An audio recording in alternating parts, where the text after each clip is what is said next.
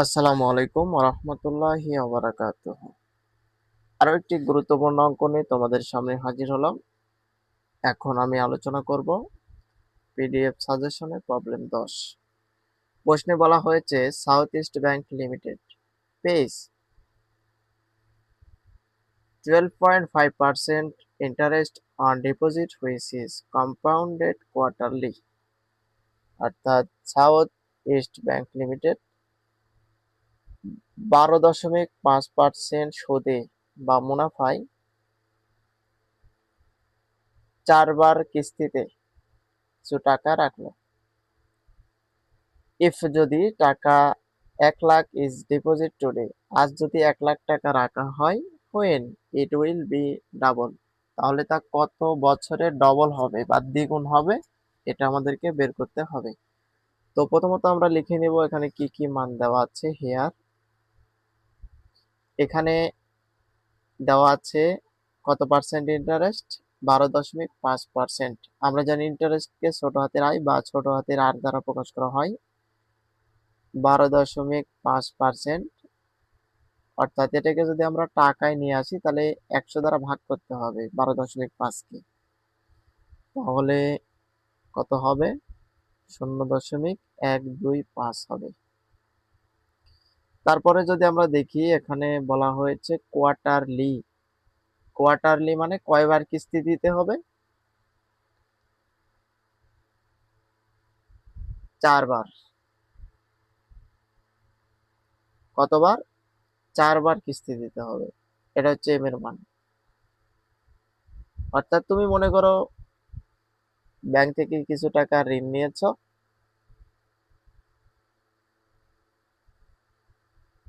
নেওয়ার পর শর্ত তোমাকে এমন দেওয়া হয়েছে যে তোমাকে এই যে 1 বছর আছে, 1 বছরে 4 বার কিস্তি দিতে হবে। তাহলে 3 4 12, অর্থাৎ 3 মাস পর পর কিস্তি প্রদান করতে হবে নির্দিষ্ট অ্যামাউন্টের।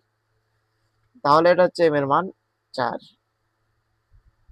তারপর আমরা যদি দেখি ইফ যদি এত টাকা ডিপোজিট, কত টাকা ডিপোজিট করছে? এত টাকা। এটা হচ্ছে বর্তমান মূল্য বা প্রেজেন্ট ভ্যালু, 1 লাখ টাকা। Okay fine. আর কি কি মান দেওয়া আছে? কয় বছরের জন্য দেওয়া কিন্তু নাই, আমাদেরকে সময়টাই বের করতে হবে। এবং এখানে বলে দেওয়া আছে যে কত বছরে দ্বিগুণ হবে। তার মানে প্রেজেন্ট ভ্যালু 1 লাখ টাকা, আর ফিউচার ভ্যালু কতটুকু এখানে বলে দিচ্ছে যে ডবল হবে, তার মানে দ্বিগুণ। তাহলে 1 লাখ, 1 লাখের দ্বিগুণ মানে 2 গুণ। যদি 2 গুণ করি তাহলে 2 লাখ হবে। এত টাকা আমাদেরকে এন এর মান বের করতে হবে, অর্থাৎ কত বছরে ডাবল হবে। তাহলে আমরা লিখবো উই নো, আমরা জানি FV is equal to PV into 1 + I divided by M এর মান কত? 4। আমরা সরাসরি আগে ফর্মুলাটা লিখি, হ্যাঁ, পরে আমরা এম লিখবো। এটা হচ্ছে এম, তোমরা একটু বুঝে নিও, হ্যাঁ। এম ইন্টু এন, আমরা মানটা বসিয়ে দিব। ফিউচার ভ্যালু কত ছিল? 2 লাখ টাকা equal to present value 1 lakh টাকা ইন্টু 1 + আয় বা মুনাফার হার কত? 0.125 টাকা ভাগ এম এর মান কত? 4। আর উপরে এম এর মান 4, আর এন এর মান কত? এন এর মান কিন্তু নাই, এই জন্য আমরা এন লিখে দেব। তাহলে বা এ পাশে দেখো এটার সাথে এটা গুণ আছে, পক্ষান্তর করলে কি হয়ে যাবে? ভাগ হয়ে যাবে। তাহলে 2 লাখ ভাগ এই যে 1 লাখ নিচে ভাগ হয়ে যাবে, এ পাশে এর সাথে গুণ আছে, পক্ষান্তর করলে ভাগ। তাহলে এ পাশে থাকলো কি? এখন আমরা লিখবো 1 + 0.125, এটাকে যদি আমরা 4 দ্বারা ভাগ করি তাহলে আমরা পেয়ে যাব 0.031। উপরে যা ছিল তাই, 4n। এবার এটা দ্বারা এটা যদি আমরা ভাগ করি তাহলে আমরা পেয়ে যাব 2 ইজিক্যাল টু, এটার সাথে একের সাথে যদি এটা যোগ করি তাহলে 1.031 হয়। এর উপর পাওয়ার হচ্ছে 4n। এখন এটা কিভাবে আমরা ক্যালকুলেশন করব? এটা তো আর পাওয়ার নাই। এই জন্য আমরা যে কাজটি করব, উভয় পক্ষ থেকে লগ নিব এই টাইপের অঙ্কের ক্ষেত্রে। তাহলে এই যে 2 আছে, এখানে লগ নিলাম, এখানেও আমরা লগ নিব, যা ছিল তাই, 1.031 টু দি পাওয়ার 4n।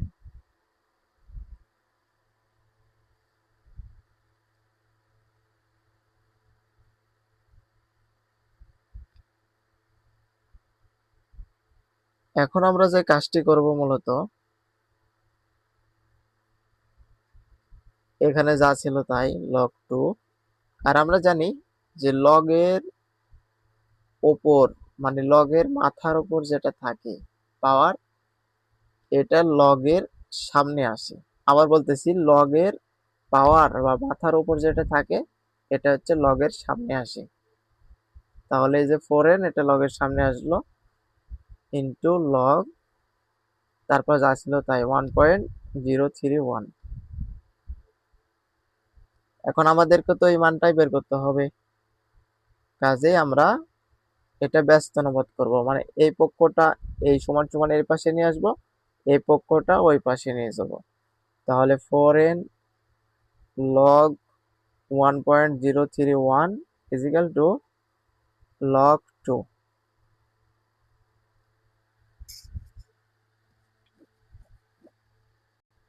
বা এই পাশে দেখো 4n এর সাথে log এই সংখ্যাটা গুণ আছে, পক্ষান্তর করলে ভাগ হয়ে যাবে। বা 4n equal to log 2 divided by log 1.031। এখন এটাকে যদি আমরা ভাগ করি তাহলে আমরা কাঙ্ক্ষিত মানটি পেয়ে যাব, অর্থাৎ log 2। এটা যদি আমরা ক্যালকুলেশন করি ক্যালকুলেটরের মাধ্যমে, তাহলে আমরা মান পাবো 0.3010। আর log 1.031 এটা যদি আমরা ক্যালকুলেশন করি তাহলে পেয়ে যাব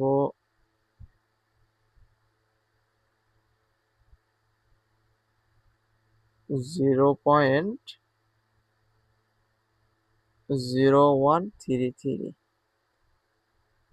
এটা আমরা পাবো।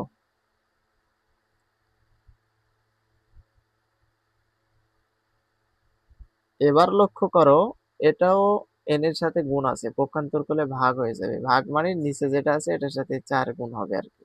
আমরা এখানে 4 লিখবো না, এখানে 4 লিখবো।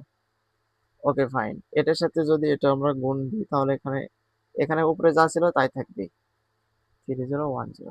আর নিচে এটার সাথে যদি আমরা এটা 4 গুণ করি তাহলে পেয়ে যাব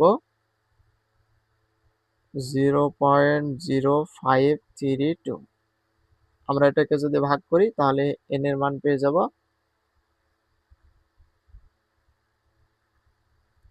n এর মান পেয়ে যাব 5.66 ইয়ার্স। অর্থাৎ 5.66 বছরে আমাদের এই কাঙ্ক্ষিত 1 লাখ টাকা দ্বিগুণ হবে। আশা করি অঙ্কটি তোমরা ভালোভাবে বুঝতে পেরেছ।